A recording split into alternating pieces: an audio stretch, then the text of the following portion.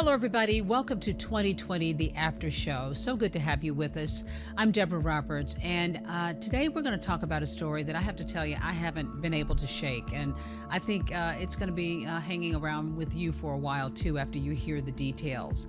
I'm going to take you inside my reporting of a story that just aired on Friday night for 2020 called The Secret in the Water. I traveled to Willard, Ohio to learn more about this unbelievable story, one that took 2 agonizing decades for the family involved to finally see some sense of resolution.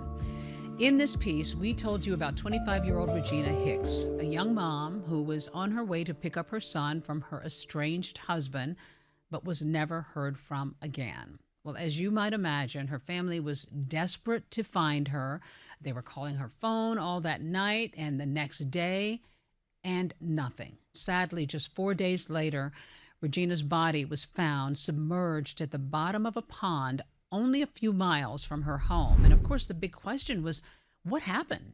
Did she lose control of her car? There were a number of theories swirling in this small town, including one that maybe she had taken her own life, or that maybe somebody deliberately and calculatedly murdered her.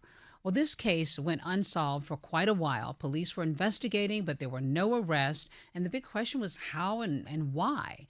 Well, we're going to take you through it all today. You're also going to hear a lot more from the people that I interviewed who were in this episode. We're going to bring you some new details and some new sound that you didn't hear on Friday night. So joining me now to unspool it all is Court TV legal correspondent Julia Jenae, who reported on this story with us. And she joined us in our 2020 episode, as she has for a number of them. Julia, good to see you. Deborah, good to see you. Thanks for having me. Yeah. I wish you were here with me so you and I could talk a little bit more about our roots. We're both Georgia girls. Oh, that's right. From the heart of Georgia. I'm from Yeah. Decatur, Georgia, and I went to school not too far from where you grew up. Yeah, small town Georgia for me, and I went to the University of Georgia. And viewers might be very curious about you. You've reported on these kinds of true crime cases for a very long time. And I'm curious what captivates you about these cases, because they can be pretty dark. They can be dark, and you definitely have to stay grounded in order to be able to cover some of these stories. I just feel for those investigators who have to go in and see what happened right after it happened. But I think something that really captures my attention about these is usually there is a struggle for justice in these cases. It's unfortunate that victims have to not only go through the loss of a loved one, they have to get people to help them sometimes to get the case solved. Police have to work together with other people. So watching that all unfold and play out, that Yeah. is the truly interesting part of these cases. Let's talk about the case of Regina Hicks, because when this was presented to me by the producers, I was just fascinated not only by how long it took to resolve the case, but the man who was involved in this case, Paul Hicks, who was her estranged husband, how he was implicated in this case. What were your first thoughts when you heard about it? This case got stranger and stranger the more that you learned about it. It was already so atypical that there had been this length of time that Regina Hicks's family was looking for justice. And then you have the person that people believed all along may have been involved with essentially hiding in plain sight. And just the way that she died, her body being found in a pond underwater in this car that she loved. Mm. And it just seemed like at this point in her life, she had gotten a new lease on life, that things Yeah. were really looking up for her. And it just adds to this mystery of what happened to her and why did it happen like this. Yeah, and we'll talk about that car in a minute, but let's talk about the two of them. These two were high school sweethearts. The relationship soured, and so on October 18th of 2001, they shared a child together, a 4-year-old boy named Montana. They had a pretty tumultuous relationship, so they had this meeting point where she was supposed to go pick up her son from Paul. They were separated at the time, and nobody heard from her after this. And of course, there were alarm bells with her family. They knew that that was unlike her not to show up. What were their immediate fears in the beginning? Their initial concerns is that this was very unlike her. She would not just disappear and leave without her son that she loved so much. She had firm plans that day to go pick up her son, take him to her mother's house, and then go on a date with a new guy that she was dating. So for her to, in this very small window of time, go from on her way to meet up with Paul Hicks to then not being heard from again, everyone was really fearing that something very bad had happened and that this was not something that was voluntary.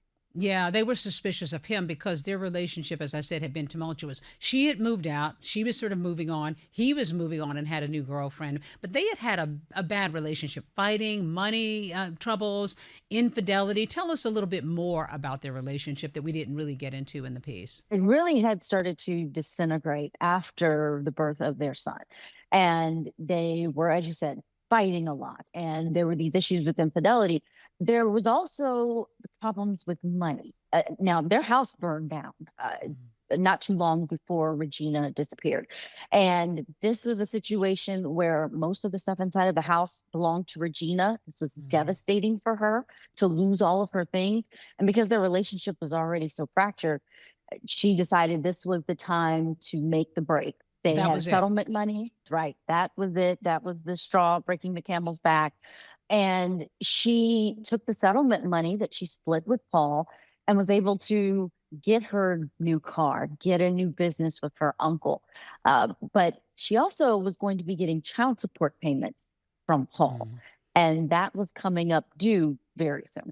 So she bought this new Camaro, a white Camaro. She was proud of the car. Her relatives talked about how people knew that was her car. That was kind of her baby. She was very excited. Then things kind of take a heartbreaking turn, of course. 4 days after her disappearance, these two farmers, and I got a chance to speak with the dad when I was out there, these farmers see something in their pond. They get a chain and they try to pull it out and eventually discover that it is a car, a white Camaro. Police find her body in the car. Initially, they're thinking an accident, but then they see something kind of strange. And let's talk about that. She's in the passenger side of the car. I mean, it's a horrifying scene already. But how in the world would she have been in the passenger side of the car? That body position was one of the biggest red flags for investigators because you're thinking if someone drove into the car, whether accidentally or intentionally, they would be secured to the driver's side. They'd potentially be buckled in, and that would be where you find their body.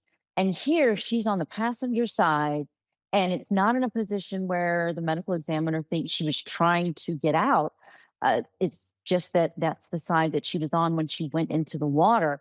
So that raised a lot of alarms for people in terms of she couldn't have gone in by herself. There likely was someone on the driver's side. Yeah, and what was so surprising to me when I was out there talking to folks is that, the idea that, I mean, it raised red flags, but it didn't point to anybody in particular. People suspected Mm. Paul might have been involved, but he offered an alibi, and so time goes on, and no arrests are made, and her family is just, despondent. They're, upset. They have a funeral, but they have no answers. And then years go by, and of course, as I said, the state gets involved with these new investigators, and I had a chance to speak with a BCI agent, Doug Burke, who took me to that pond to tell me a little bit about what they saw all these years later. And he's pointing out how he thinks the car might have gone into the pond, and he was convinced either someone drove it there or jumped out and made sure it was pushed into the pond. He was convinced that that was how it happened. And what really shocked me, Julia, was he took me to an impoundment lot and showed me something that was pretty chilling, the actual car, which is still preserved all Oh, these years wow. later. I got a chance to see this car. He opens the door.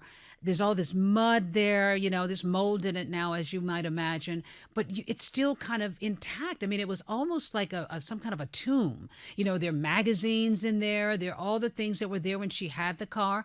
So they begin looking, and this is what gave me goosebumps. He shows me the imprint of her shoe that would have scraped the side of the door. And he shows me her actual boots that she was wearing that night that are caked in mud.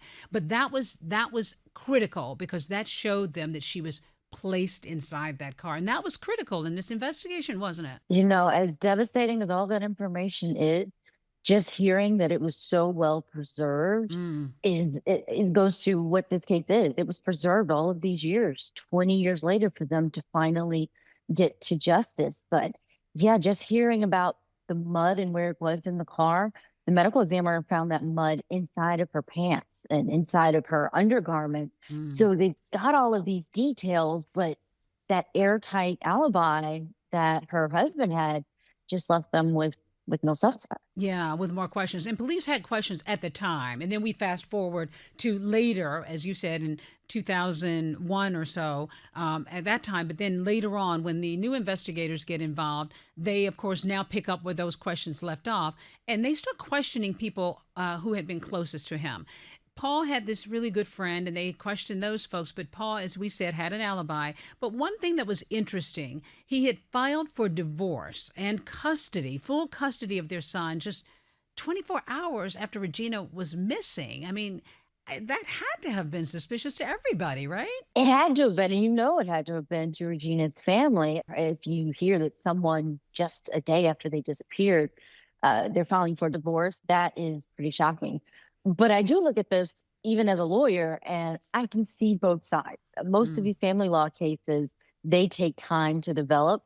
Their relationship was deteriorating. They were talking about divorce.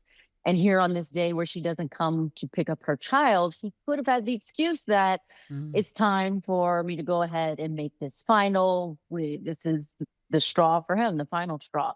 So I can see how that may not have been definitive evidence for investigators at that point. Of course, everybody was asking questions. Who would want Regina dead once they knew that she looked a little unusual, the way she was placed in the car?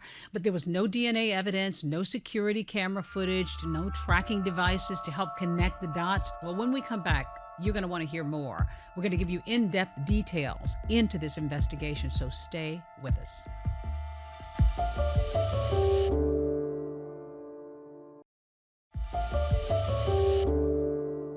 Hello, welcome back to 2020, the After Show. I'm speaking with Court TV legal correspondent Julia Jenae, who helped us with our report on our most recent 2020 episode called The Secret in the Water. Police suspected foul play, Julia, but didn't have a suspect.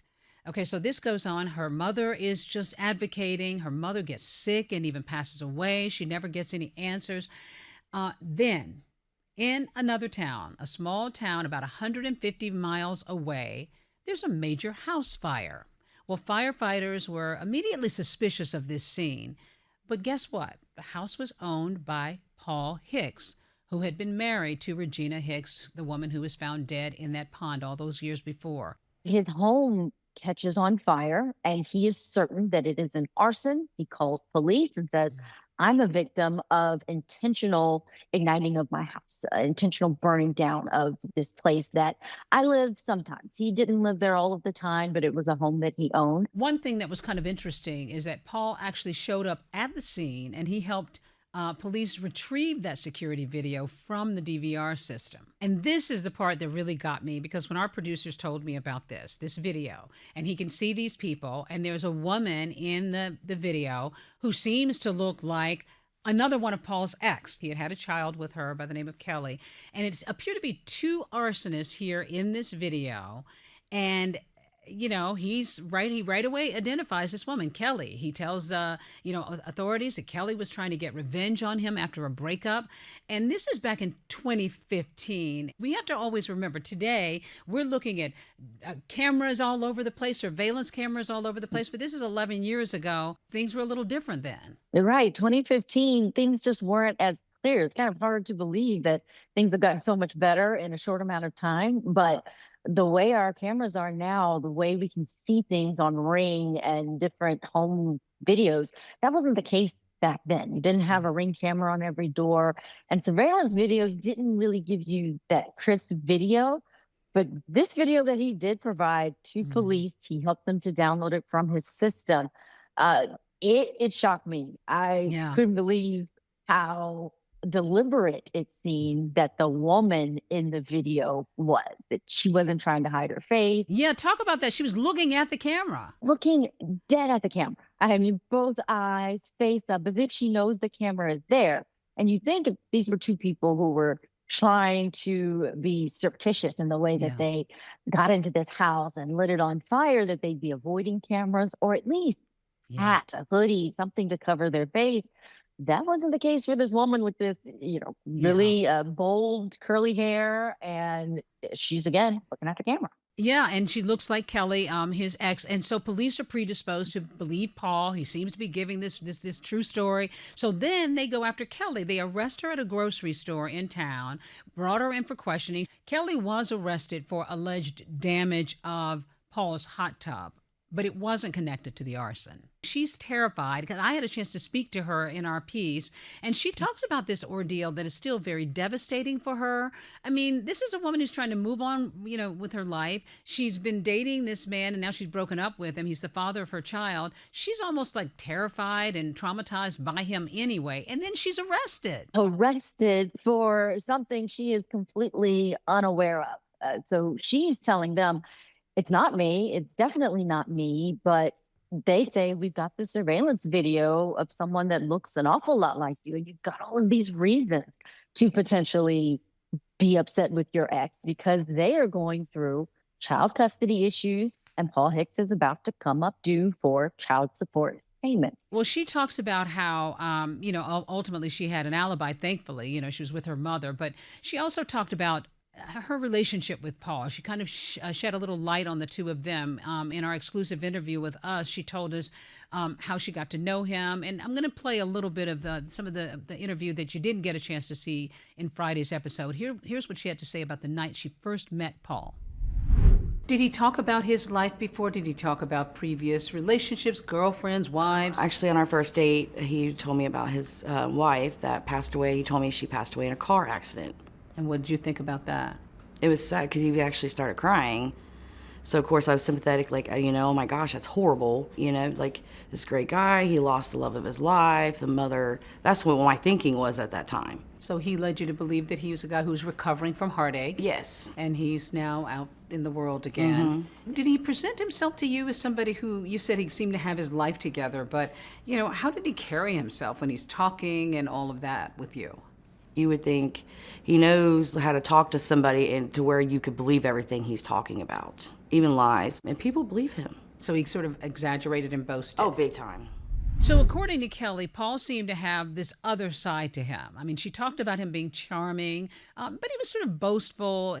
It would take 2 years, of course, for this investigation to go on after this fire had happened. And during that time, Paul had temporary custody of their son, which is heartbreaking. And many people were asking why. That's because she's arrested, and it looks like that she's a danger, I guess, right? Yeah, and that can, to a family court, say that she's not the better parent for the child to be with. And until you can get these charges dropped, or no charges, but just this cloud of suspicion around her, she's in that tough situation. I mean, that's so hard to know that she dealt with that when it came to her child and all of this. And it took so long for the investigation to play out. It really deepened because Paul sued his insurance company for denying his claim. And those civil investigators really went deep into this case for their insurance company. But ultimately, it helped with what happened. The claim was denied, and the civil court deemed that he didn't have a claim for arson. He denied that he had any involvement in it, but they were able to determine in terms of the criminal investigators that Kelly was not the one who was responsible, and they cleared her of all charges. They did charge Paul with arson initially, but they did drop those charges in exchange for a plea deal where he received probation for insurance fraud. Yeah, he denied the allegations. He was charged with aggravated arson, perjury, and, as you said, insurance fraud. So in this case, yes, he did deny those allegations, and he actually took a plea deal. He didn't serve any time. He pleaded no contest to the misdemeanor count of insurance fraud and was sentenced to 3 years. As you said, those charges dropped. Does no time. And I want to talk with you more about that, Julia. Don't go anywhere, because you've heard that expression, where there's smoke, there's fire. Well, this arson investigation sparked a whole new prescriptive on Regina's murder 20 years later. This cold case was about to heat up. So when we come back, this case lands in court, and the testimony would change everything. We're going to tell you more about how Paul Hicks wound up in court and what happens. Don't go anywhere.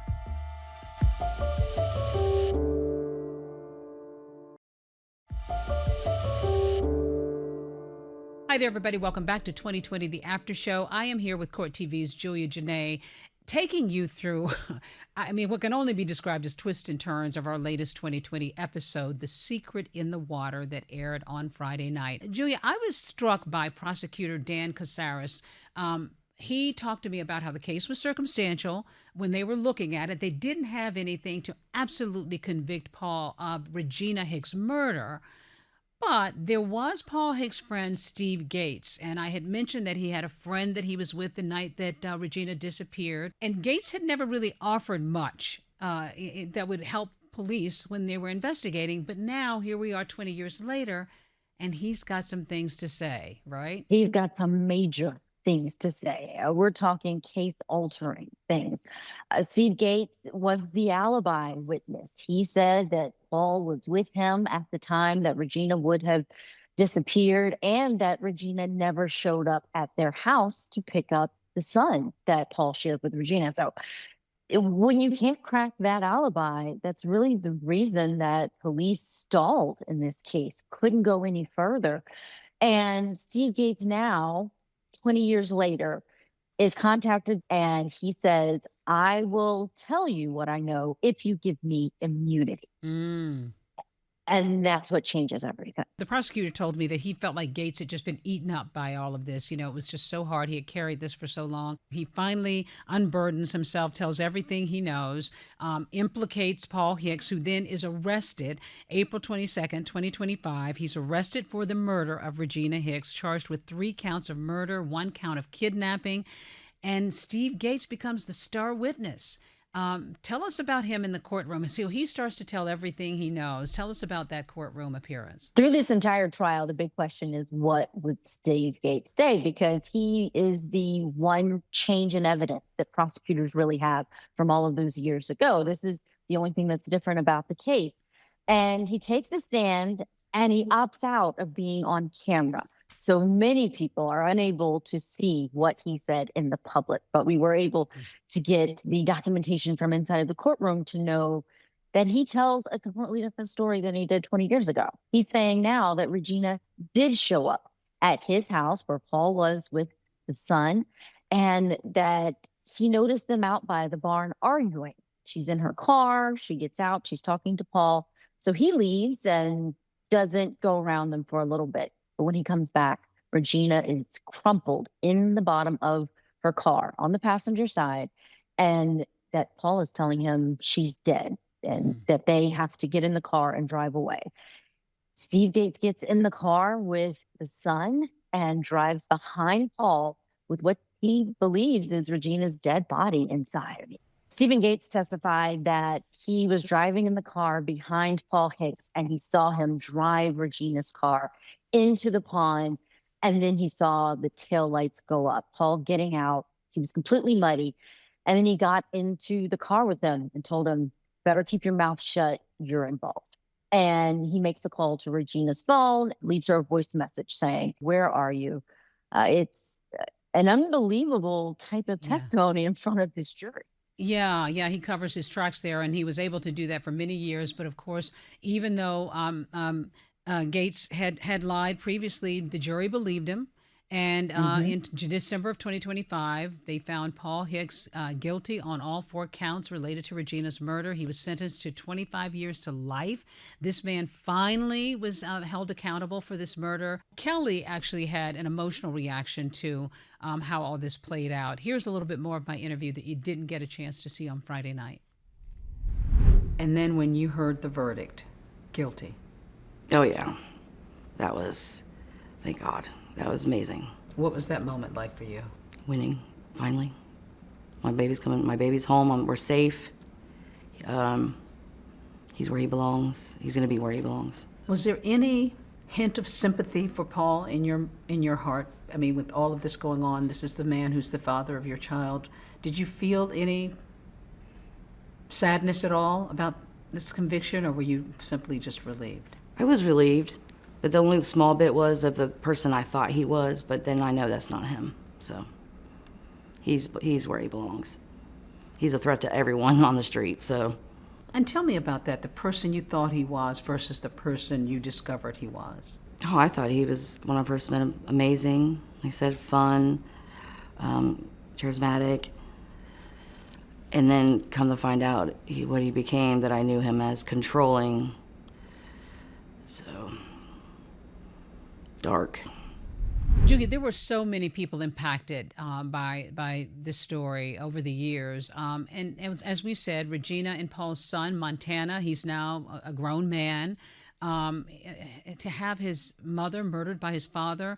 His victim impact statement was read in the courtroom. He didn't want to come personally. He had it read by a victim advocate. And he was a guy who seemed to be sort of walking the line, saying that he didn't believe his father should be punished, but whoever did this should be punished. What a difficult place for this young man. He's lost his mother, and now, of course, he's lost his father. Impossible situation for him to be in. And he's lived his entire life being raised by his father. And his father, no doubt, saying, your mother went into the pond on her own. That's what Paul Hicks told the investigators. So it's likely that that's what he believed for a good portion of his life. Yeah. His impact statement, though, was really touching. He made sure the court knew that he was the most impacted victim in all of this. Losing his mother in that way, you could tell it was still devastating to him through his words. And he said that he wanted the judge to sentence his father to mental health treatment, if anything. That, of course, did not happen, but very interesting that he chose that language in his impact statement. Regina's family really seems to be, I guess, relieved, still crushed, but relieved that they did find justice after all these years, as you said. Julia, it's a fascinating story. You brought such depth and insight into this story, as you always do with our pieces here at 2020. So we so appreciate you're doing that and for being with us here. And maybe one of these days you'll be here in the studio and we can sit across from each other. I hope so. I look forward to it, Deborah. And thank you all for being with us for this podcast episode. You can watch all of our 2020 episodes, of course, the latest ones on Friday nights on ABC. And you can stream episodes like this one anytime on Disney Plus and Hulu. Hope you have a good day, and thanks for being with us.